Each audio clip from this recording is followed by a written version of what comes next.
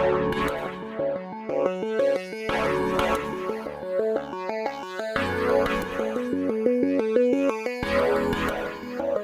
evening, and thank you for coming. I see some familiar faces around, so thank you again for coming. I have a very difficult challenge ahead of me. It's basically explaining you what the company does. Most of you don't know about Mirada in less than 20 minutes and then a Q&A of 5 minutes. So I will be around all the evening because I'm sure that it will be impossible to complete the picture for you, but I will do my best, okay? So first of all, myself, I have been in this business for about 25 years now. I'm one of the founders of the company. I have been in front of it for nearly 19 years now. It's a long time. Most of that time on professional services, on the digital TV business. And some years ago, we decided to change the business a little bit and to focus on product, working at a completely different model that obviously is proving right, at least in my opinion. Telecoms engineer, but most of my time now in sales and finance, I must say. And I happen to be also the chairman of the Spanish Association for Interactive Television, basically regulating everything related to smart TVs and these kind of things, okay? But very little time on that now. So what does this company do? Basically, we do software. We don't do any hardware. This is a technology company, just technology. Our software travels very easily all around the world. We work with companies from the Americas to Asia. So, and most of our team is based in the different areas in Europe, Americas, and Asia also. We have been in this business for a long time.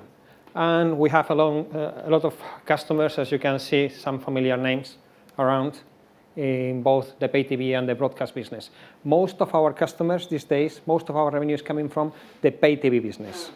Pay TV in the old sense and in the new sense. The TV on the mobile phones, TV on the smart TVs, TV on your laptops, etc.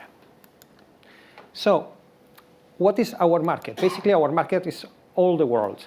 Most of our customers have been traditionally in Europe and in Latin America. Latin America is a high growth market. Why is this? Well, we work on the pay TV business. Pay TV is an aspirational business. So as middle classes grow, as the middle class is growing in any country, basically one of the things they want to have a car, they want to have TV. Okay, so this is why Southeast Asia and Latin America are growing so rapidly. And we are present in these countries. So we have local representatives, sales representatives here. We have support team here. We have people in Devon, in Exeter, in London, and in Madrid, Slovenia, Singapore. We are opening now in the Philippines. What exactly we do? Well, this is an over-the-top global TV business. Okay? What we do is technology to allow you to consume audiovisual content. So I imagine that more than half of the people here know what Sky is and Sky Go, and some of you will have products from Virgin Media, okay, Liberty Media now. So this is the kind of technology they use. We do very little here in the UK, but in all these developing countries, we are very well positioned. Okay, so the products we do run in different interfaces, so from digital TVs to the normal TVs to set-top boxes, laptops, mobile phone, smart TVs, iPads, name it. So these days we are investing a lot on product, and we are, I would say, fairly ahead of our competitors in the number of devices we cover. So covering devices means also covering a market that is not in the living room anymore. So you can consume content on the way, in the train, or when you are in your beach house, or in the hotel room tonight. So the TV is not in your living room anymore, and we provide the capability for a customer of us just to forget about the old business, the set-top box business. Okay?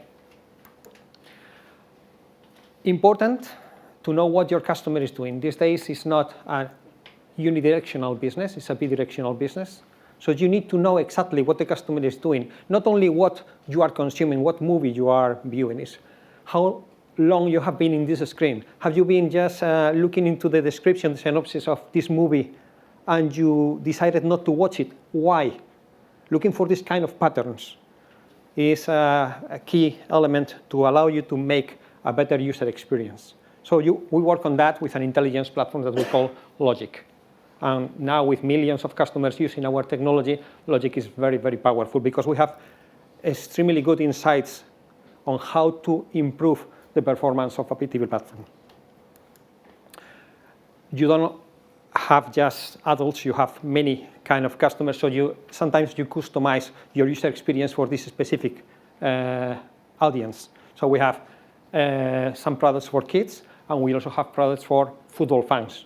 For example, in the World Cup, we created an application that was called Aficionados for the Latin American customers to be able just to watch football. So this is the kind of flexibility that we offer to the market. And added to that, and this is fairly new, the technology is moving towards Android TV. Android TV is like the Android in the mobile phones, but for the television. So most of the market is rapidly changing to include the user experience in this kind of new boxes promoted by Google. And we are one of the few companies in the world that has been able to certify completely the launcher in these kind of boxes. And we are launching this in the Americas very soon in millions of boxes. So to give you just some indication, the largest deployment so far is in the hundreds of thousands. So we are going one order of magnitude above the largest experience of Google in this field with the deployments that we are doing now. This is how Google is working on the TV business. So basically, we partner with companies like Google to be able to put our user experience over their products. So last year, they had just 50 pay TV platforms. Now they have 140. So this is rapidly changing. Words, especially coming from an Spaniard, don't reflect well what we do. So I tried to put here a video and let you see how the product works.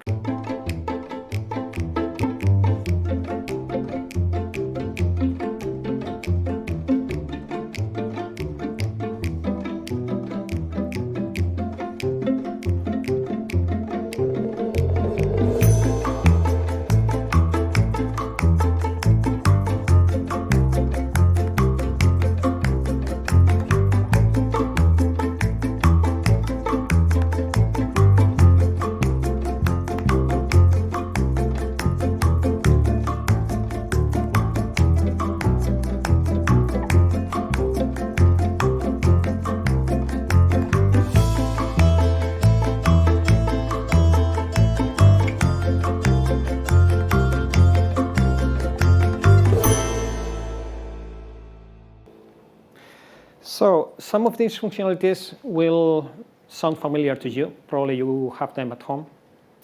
Most of them are built by companies like us. I would say that we are easily in the top 5 of the companies providing this kind of software worldwide. In terms of experience, our largest customer is Easy in Mexico. We have other customers like ATN. There's a NASDAQ-based company in the United States with properties in the Caribbean. This is one of our latest deployments in Mongolia. I will tell you about that later.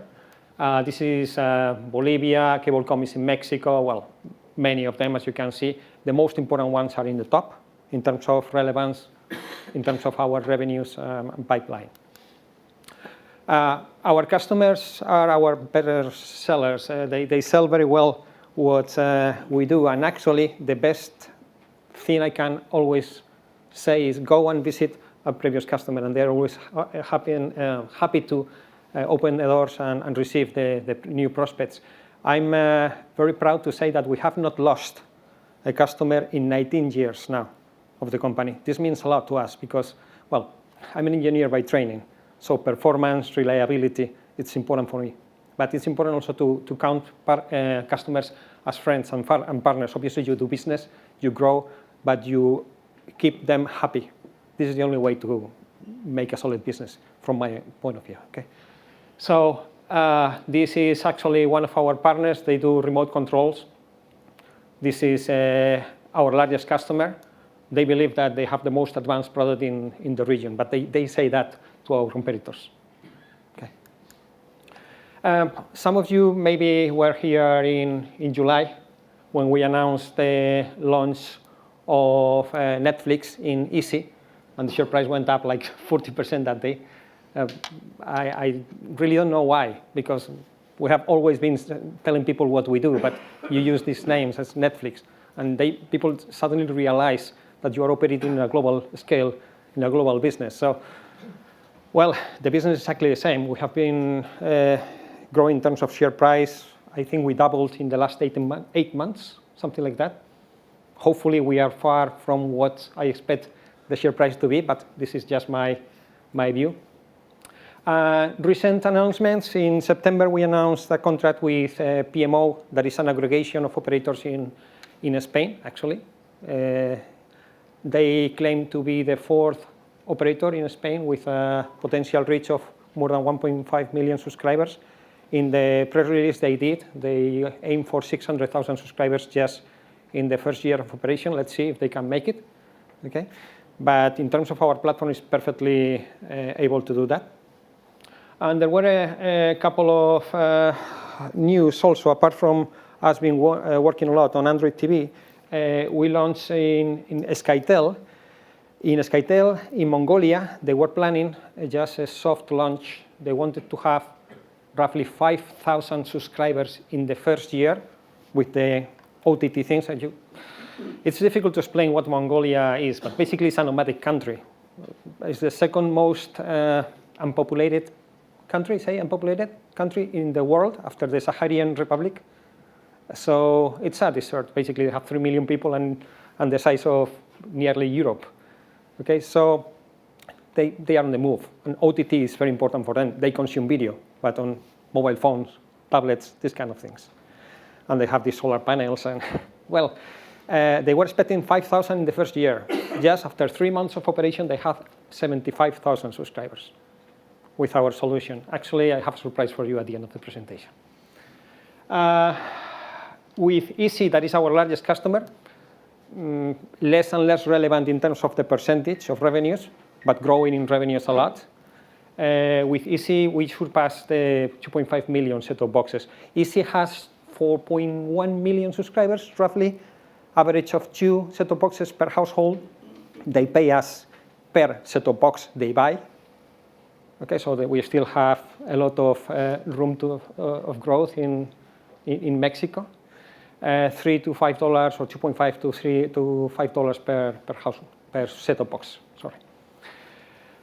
The business model is very easy. Basically, we did a multi-screen solution, and we let our customers choose between what we call a CapEx model or a software as a service OpEx model.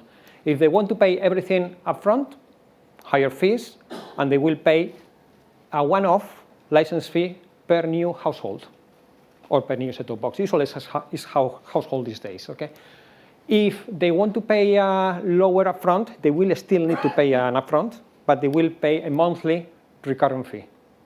So this has a higher working capital need in our case. Not much, not very high, but it's higher. And recurrent revenues. This here also has recurrent revenues, but it's not the same model, because in this case it's support and maintenance fees, and as they grow, you grow.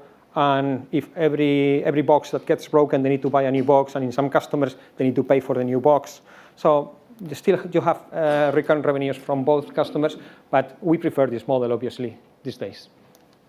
If they are in this model, they will pay less change request, but they will pay a monthly fee, and they will have access to always the new functionalities of the platform. And they will always want something specific, like a new language or something like that. So we do sales directly and with other people that are our resellers. This one is a bit like slow these days, but we work a lot with other people like Google, Netflix. Indra is a large IT company in Spain. They represent us in the Philippines. They are very big there. And with other people like Cisco or Microsoft. We present in shows. We have 3 major shows where we present. One is in the States, another one is in Asia and Singapore. This one is for Europe. and this one is in the Middle East. This is new in the list, okay? Because Middle East is getting some traction for our product. Let's see if we can make an announcement at some point. And in terms of opportunity, they continue growing. We won a very big reference, that is Televisa, and then we kept going, winning new references in the market. So for us, we have seen a rapid increase in the number of deals that we are involved. So now about 40% of the deals are in the Americas in general. This was like 60% last year, something like that, and half in the Middle East and Asia Pacific, and the other in Europe, where we are, especially Eastern Europe, where we are quite actively at the moment.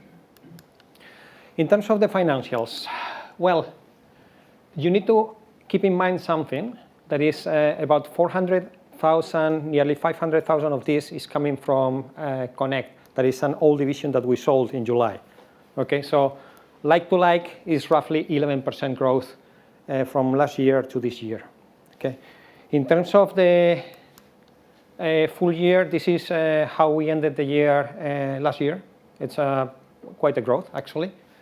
This is the forecast, our broker forecast, our LMB's forecast is forecasting 14.3. We think that we are pretty in line with the forecast. Our year end is 31st March. Okay, we are expecting anyway to have, or we are projecting to keep more or less the same number of licenses, or perhaps a bit less in terms of stocking from Easy, because they pay us in Mexico when the set-top boxes land in the warehouses. So if the set-top boxes landed before the year end, it would be more than that. If they are landing after the year end, it's more than that. So it could vary. Okay, but frankly speaking, the growth we had this year in terms of the Android TV opportunities that are significantly impacting our professional services in the good way, and the growth in licenses, it's important. The 1.7 and 1.7 is a bit misleading, okay? Because of this 1.7, roughly 0.9 was coming from Connect last year, from this division that we don't have anymore, and the rest of that was support and maintenance. Now this is only 0.2 is coming from Connect, and the rest of that is support and maintenance. So as we grow, as we launch new customers, the support and maintenance that are purely recurrent fees are growing significantly, roughly 40–50% this year, especially with the Android TV new customers. Okay, and in terms of net debt, we had a bridge loan from our main investor. We capitalized that last year, and well, we have been decreasing our net debt slowly. Okay, we don't expect to decrease the net debt dramatically. I think that we need to have some kind of leverage in comparison with our EBITDA that is growing up here. In terms of EBITDA, this year, this is in the forecast. The forecast, the H1. This includes a one-off of about 1.7 from the disposal of Connect. So the first half of the year, that is usually slower than the second half, is showing roughly 0.3 positive. LMB's forecast is showing an EBITDA in the range of 2.3–2.5 million by the end of the year. Positive, obviously. And this is the surprise I had for you. Okay. Last month we made, and we continue there, we made the #1 in the App Store and the Google Play Store in Mongolia. So we are above Facebook, WhatsApp that's part of Facebook, name it. Whatever application in mobile phones in Mongolia, we are #1 now. So we are quite proud of that. Okay. So I think that it's just time to summarize. Basically, a growth company in a growth market. I think that our technology is quite proven on over millions of devices, and our sales are effective because we are replicating what we have done in very large customers. And the references that we have allow us to increase the momentum. So hopefully, we can keep that way.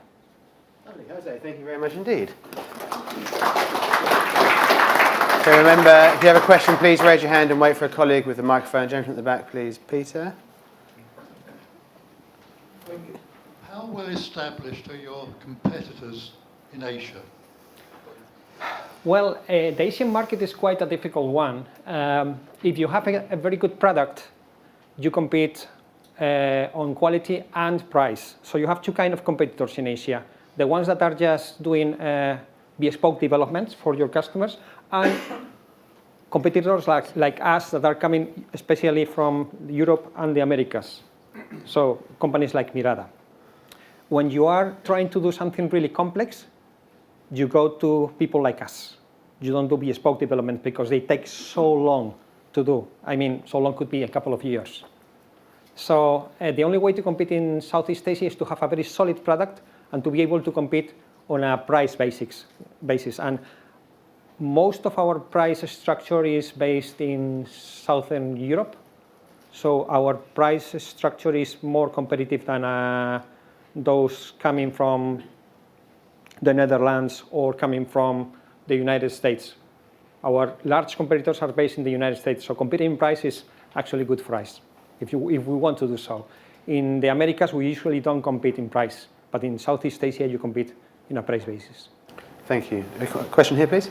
Just to extend the question, because similar one, but how do you have like a research development for competing with other people? Well, we are a smaller company than other people like American competitors. Not that smaller now. The research and development investment last year was roughly $3.5 million. That is quite a percentage of the revenue. I believe that a company like ours should have 20 to 25% of the revenue constantly in research and development. Investing $4 million in research and development, in our case, is like other companies in the States investing, I would say, $10 million because of the cost structure. And the most important thing to remark here is when we go to reply to proposals, when we go to customers, we are consistently being first or second in the technical evaluations. So that means that our product is very solid when compared to other people in the United States. There's a question at the back, please. Hi, I would like to ask that most of the millennials and the new users are now moving away from traditional pay TV subscribers like Easy. And if I am a Netflix user or I use Apple TV box with my TV, how do you reach customers like myself? And could you also please elaborate on your Android TV partnerships? So you have a product, but with which brand of TV are you launching them?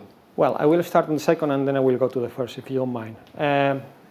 You must have an agreement with Google to be able to develop an Android TV application. Okay, so we are certified, and the way we are doing things allow us to deploy in a multi-million set-top boxes scale. That means that we are in the, I would say, quick way or quick lane in certification in Google. This helps not only for set-top boxes, but for Android TV sets, if I understood the question, because you have Sony, you have Philips, etc. So our product works on all of them now. Do you have a partnership with any of these TV manufacturers who will actually? We have a partnership with Samsung and with LG. For Android TV manufacturers, you don't really need the agreement because you are operating over the Android TV stack. Okay, but in Samsung, you are using Tizen. In LG, you are using the old models, WebOS. In new models, you could be using Android. Okay, so you need specific partnerships for them, and we do both. In terms of the first question, we could be here actually a couple of days talking about that. At the end of the day, the strategy of these subscription VOD providers have been for international growth to get agreements with people like Vodafone or Virgin or Movistar in Spain or Comcast in the United States. Most of the growth of Netflix and HBO Plus have been through agreements with pay TV players. They are channels at the end of the day. Okay, so they need people that distribute their content. So what you cannot think is that the pay TV player is just what it was before, it's a grid manager. Now it's an aggregator. Okay, and as an aggregator needs to have partnership with Amazon, Disney Plus, or Netflix. This is what is happening in the market. Actually, the projected growth for pay TV, a recent analysis in September, is that it's growing 8% in terms of in the global market in the next 3 years. It's not small, okay? But it's a different pay TV. The kind of product that we do allows you to have this integration, and actually we are integrated with people like Fox, HBO, or Netflix. It's just one thing. You don't want to have 3 or 4 search tools. You want to have one unified search across all the content. Okay, this is what we provide. Lovely. Jose, we have to wrap up there. Thank you very much indeed. And you'll be sticking around for some drinks later on? I will be here until the end of the evening. Lovely. Okay.